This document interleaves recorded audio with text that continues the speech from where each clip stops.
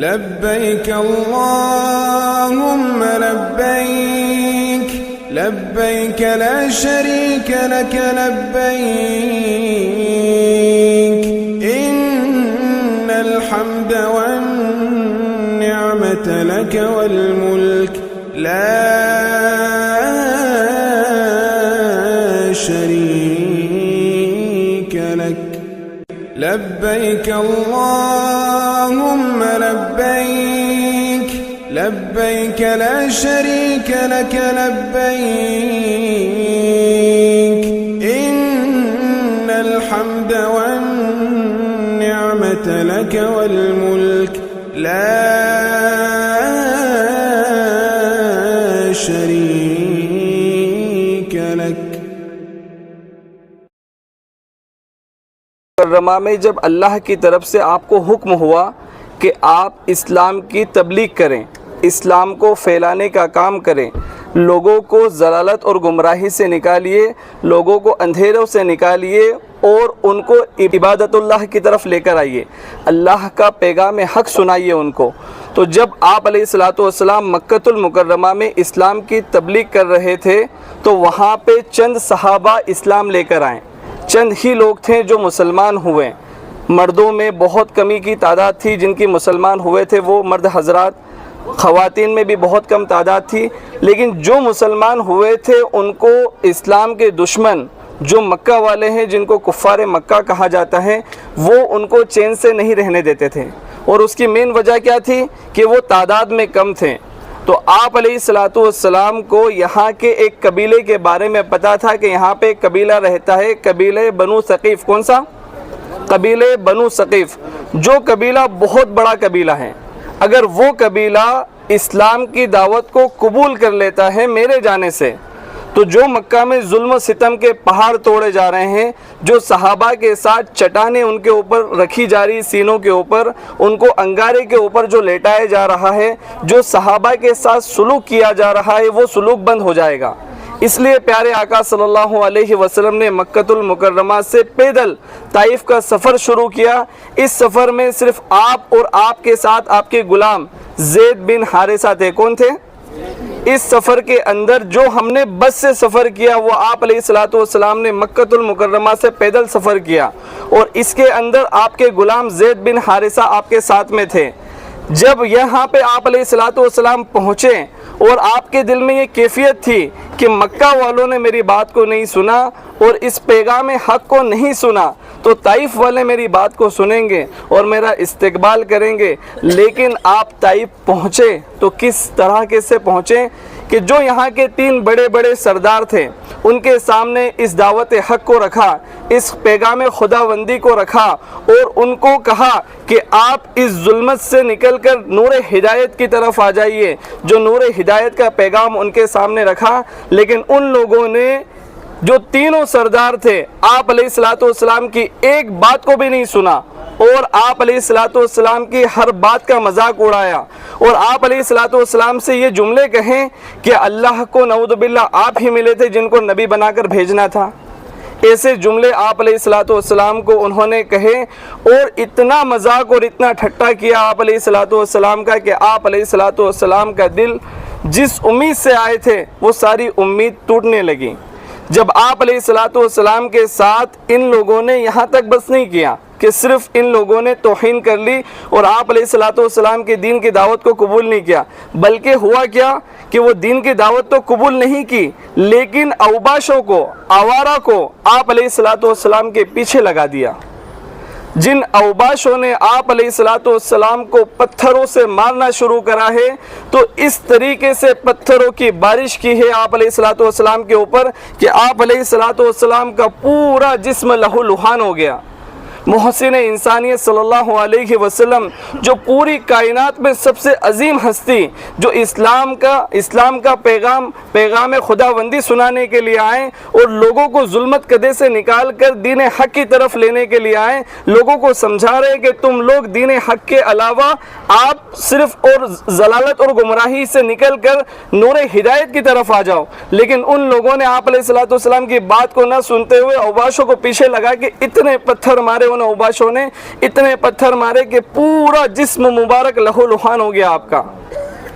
یہ ساری باتیں آپ علیہ السلام کے ساتھ پیش آ رہی تھی، اور تمام کے تمام اسلام دشمن اور جو طائف کے تھے وہ تمام اس خبر کو سن رہے تھے کہ مکہ والوں نے جیسے آپ کا پیغام نہیں سنا، یہاں طائف والوں نے آپ کو اس پیغام کو سنا تو نہیں، لیکن ساتھ میں آپ کے ساتھ جو بدسلوکیاں کی، کیونکہ پہلے عربوں کے اندر یہ ہوتا تھا کہ کسی کے مہمان نوازی کرتے تھے، یہاں مہمان نوازی کا تو سوال ہی نہیں۔ آپ علیہ السلام کے ساتھ جو بدسلوکی کی گئی، آپ علیہ السلام کو جو ستایا گیا، جو تڑپایا گیا، آپ علیہ السلام کے ساتھ جو پتھروں کا جو معاملہ کیا گیا، کہ جس طریقے سے ہم دیکھتے ہیں کہ کسی انسان کو مسلسل، ابھی ہم یہاں کھڑے ہیں، کسی ایک کو ہم تمام پتھر مارنے لگے تو آپ سوچو اس کی حالت کیا ہو جائے گی۔ اس طریقے سے میرے پیارے آقا کی حالت کر دی تھی ان اوباشوں نے، اور وہ آپ کے پیچھے تالیاں پیٹتے، سیٹیاں بجاتے اور آپ علیہ السلام کا مذاق بناتے اور کہتے ہیں کہ دیکھیے جن کے پیچھے تالی پیٹی جا رہی کہ یہ رسول اللہ ہیں،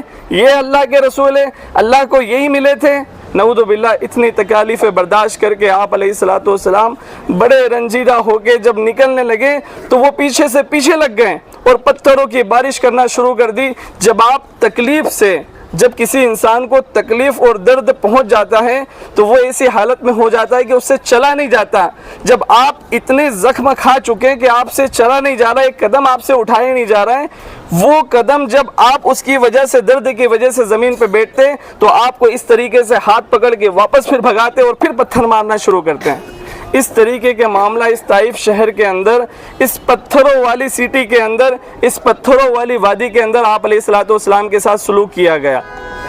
کس امید سے مکہ کو چھوڑ کے آئے تھے آپ، اور یہاں پہ کس طریقے سے یہاں پہ سامنا کرنا پڑا، کس طریقے سے پتھروں کی بارش کی گئی۔ آپ تو پیغام ہدایت سنانے آئے تھے، آپ تو پیغام خداوندی سنانے آئے تھے، اسلام کی دعوت دینے کے لیے آئے تھے، لیکن یہاں پہ جو سلوک ہوا وہ تو کسی دشمنوں کے ساتھ بھی ہم نے نہیں دیکھا ہے۔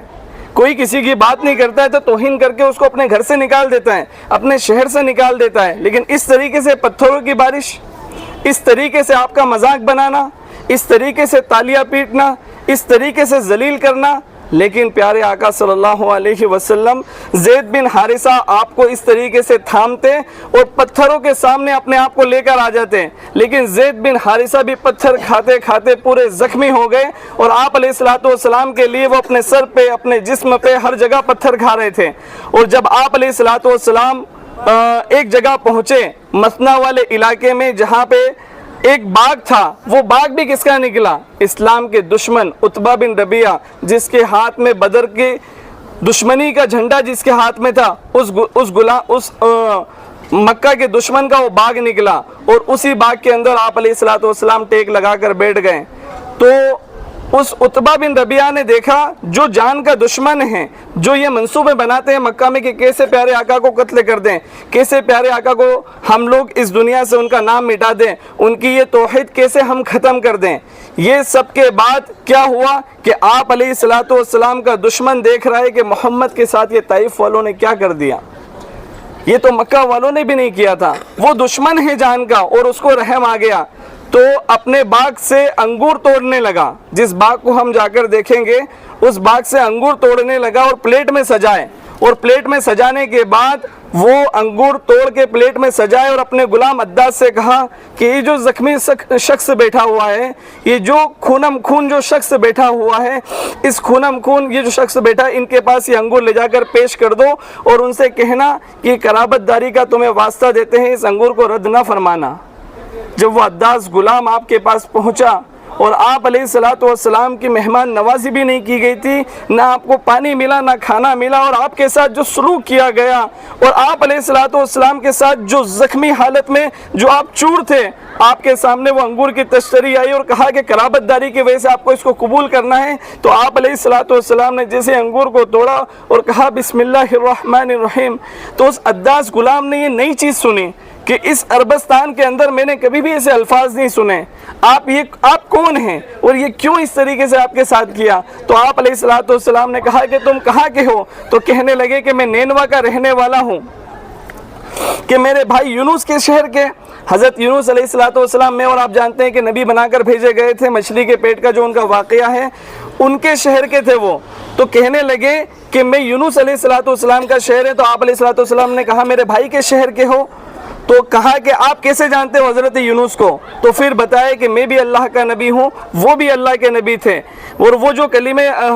جو الفاظ سنے اور جو آپ کی حالت دیکھی کہ پیغام حق سنانے کے لیے اس طریقے سے پتھر کے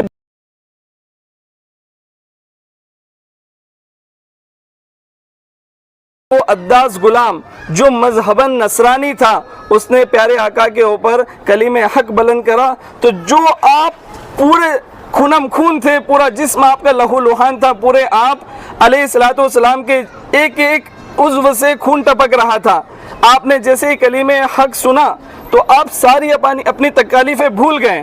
اور وہ سارا منظر بھول گئے جو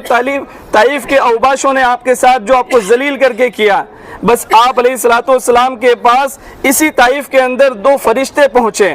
اس عداس والے مقام سے، اس انگور والے باغ سے جب ہم آگے پہنچیں گے تو مسجد کو آئے گی، اس مسجد کو والے مقام پر آپ پہنچے تو آپ کے پاس دو فرشتے آئے کہ اے محمد صلی اللہ علیہ وسلم، اللہ نے ہمیں پورے اختیار دیے کہ آپ ہم سے یہ بات کہہ دیں کہ کیا ان طائف والوں کا ہم قوم عاد اور قوم سمود کی طرح حشر کر دیں، ان سے برا حشر ہم ان کا کر دیں گے، صرف آپ اجازت دے دیں۔ لیکن قربان جائے رحمت للعالمین صلی اللہ علیہ وسلم پر جو پتھر کھا کے بھی دعا دی، تو وہ تاریخ میں لکھے گئے یہ الفاظ کہ محمد ابن عبداللہ نے پتھر کھا کے دعا دی۔ صرف ایک ہی شخص تھا جو دین حق کو پھیلانے کے لیے جس نے پتھر کھائے، جس کے ایک اشارے پہ وہ دونوں فرشتے اس طریقے سے پوری طائف کی بستی کو ملا دیتے اور پورا نام و نشان مٹا دیتے ہیں، قوم عاد اور قوم سمود کی طرف پوری بستی کو اٹھا کے لے کے جاتے، اوپر سے پٹک دیتے ہیں، ان سے برا حشر کرتے ہیں، اور یہ کہہ رہے تھے کہ آپ کے ایک ایک خون کا بدلہ دیا جائے گا، خالی آپ حکم دے دیں۔ لیکن آپ علیہ الصلوۃ والسلام رحمت للعالمین بنا کے بھیجے گئے تھے، آپ نے کہا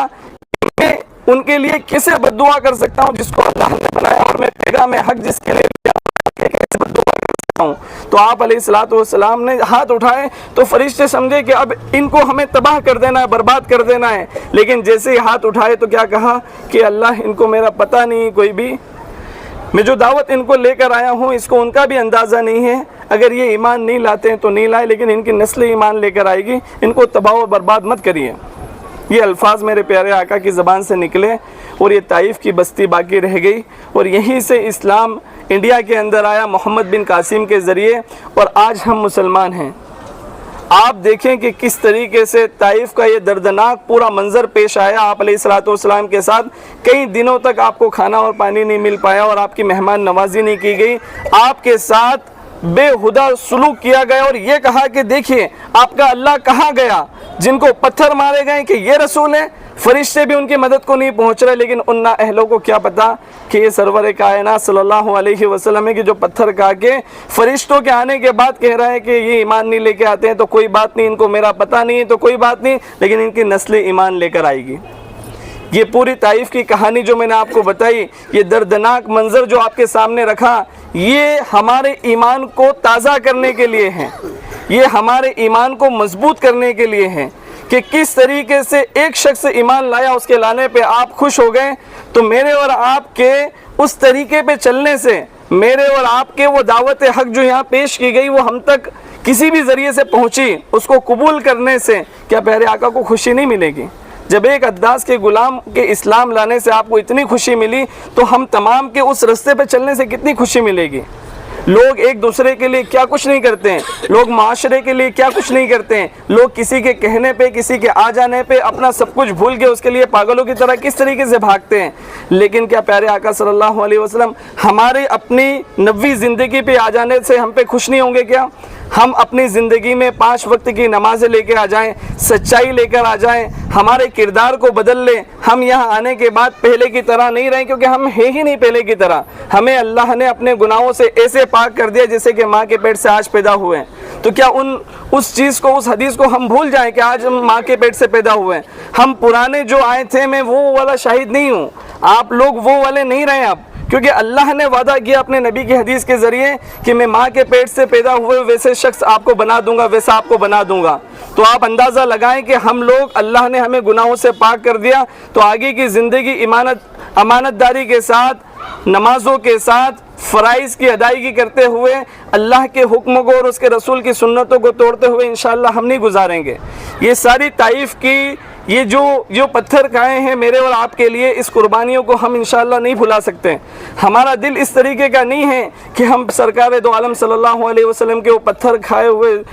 جسم مبارک لہو لہان کو بھلا دیں ہم, کیونکہ ہم نے ذرہ برابر کسی طریقے کی قربانی نہیں دی ہے, نہ ہی ہم نے ان تپتی ہوئی دھوپوں کے اندر ہمارے اوپر چٹانیں رکھی گئی, نہ ہی ہمیں انگاروں پہ سلایا گیا, نہ ہی ہمارے ساتھ وہ سلوک کیا گیا جو صحابہ کے ساتھ کیا گیا, نہ ہی ہم نے آپ علیہ الصلوۃ والسلام کے ساتھ ہجرت کی, نہ ہی آپ علیہ الصلوۃ والسلام کے صحابہ کو ہم نے پانی پلایا, نہ ہی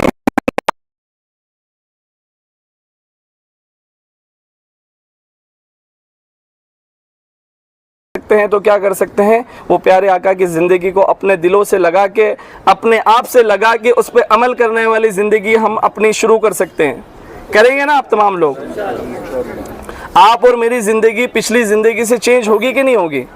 پچھلے والی زندگی کو ہمیں دوبارہ نہیں جینی ہے. وہ زندگی ہماری جیسی بھی تھی, اگر عبادتوں والی تھی تو بہت خوش قسمت ہے آپ لوگ, لیکن اگر نہیں تھی تو توبہ کر لیجئے اس سے, کیونکہ اللہ تعالیٰ نے آپ کو گناہوں سے ویسے ہی پاک کر دیا ہے. آج کا عمرہ ہم کریں گے انشاءاللہ طائف سے, تو اس عمرے کی برکت انشاءاللہ اللہ ہمیں اس سے نوازے اور ہمارے ایمان کو یہاں آنے سے ویسا پختہ کرے اور ویسے جذبہ ایمانی پیدا کرے جو آپ علیہ الصلوۃ والسلام کا تھا. ٹھیک ہے, چلیں گے ہم لوگ. تو ہم لوگوں نے مسجد عبد اللہ تعالیٰ عنہ میں الحمدللہ 2 رکعت نماز ادا کری ہے. ان کے بارے میں یہ جانا ہے کہ آپ علیہ الصلوۃ والسلام کے چچا کے بیٹے ہیں, ان کو آپ علیہ الصلوۃ والسلام نے گھٹی دی ہے, اور یہیں آپ کے نام سے وہ لائبریری بنی ہوئی ہے, اور آپ یہیں پہ مدفون ہیں, اور اس کے بعد یہیں پہ شہدائے حنین موجود ہے اس کے پیچھے. اور یہاں پہ جو مقام میں نے آپ کو دکھایا ہے, اس مقام کے اوپر جو اسلام کے دشمن تھے انہوں نے پتھر پھینکا تھا مسلمانوں کے اوپر. یہ باتیں یہاں ختم ہوئی کہ یہ باتیں آپ کے لیے جاننا ضروری تھی. پرانا اسی طریقے سے ہو اس کو باقی رکھیں. یہ طائف کا وہ پرانا منظر ہے جس کو دیکھ کے یہاں پہ وہ یاد تازہ ہوتی ہے کہ آپ علیہ الصلوۃ والسلام کس طریقے سے یہاں پہ آئے تھے. اس کے اندر آپ لوگ ہیں نا ابھی مسجد عداس سے نکلے, تو مسجد عداس جس سے نکلے وہ اسلام دشمن عتبہ بن ربیعہ علیہ السلام کو جب یہاں پتھر مارے گئے نا, تو زید بن حارثہ صاحب کا بچاؤ کر رہے تھے. تو بچاؤ کرتے کرتے وہ آپ کو عداس کی جو اسلام کا دشمن ہے انہی کے باغ میں لے کے چلے گئے. جب ان کے باغ میں لے کے پہنچے تو پھر کیا ہوا کہ عداس نے وہی انگور وہاں پہ پیش کیے, اور وہاں سے آپ علیہ الصلوۃ والسلام پہلے یہاں پہ آئے یا بعد میں آئے یہ پتہ نہیں ہے, لیکن یہاں پہ آپ علیہ الصلوۃ والسلام جو آئے تو اس جگہ پہ بھی آپ ٹیک لگا کر بیٹھے تھے. یہ جو مقام ہم نے دیکھا ہے سب سے اہم مقام ہے مسجد رسول. طائف کے اندر سب سے اہم مقام ہے مسجد رسول اس کو کہتے ہیں. اس مقام کے لیے ہی ہم لوگ یہاں پہ آئے تھے. اس مقام کے اوپر مسجد رسول بنی ہے. یہاں پہ آپ لوگوں نے مسجد عداس دیکھی کریں گے کہ مسجد رسول طائف میں, تو آپ کو یہ جگہ دکھا دی جائے گی. اس کے اندر کونے میں ایک پتھر رکھا ہوا ہے, اس پتھر پہ آپ ٹیک لگا کر بیٹھے تھے, اور انگور والا عتبہ بن ربیعہ کا باغ دیکھا جس کی باغ کی تشتری انگور کی پیش کی گئی تھی, اور اس کے بعد یہ ٹیک لگانے والا مقام جہاں پہ اس مسجد کو بنا دیا مسجد رسول. یہ سارے مقامات ہمارے دیکھنے کے تھے, طائف میں ہم آئے تھے اس لیے.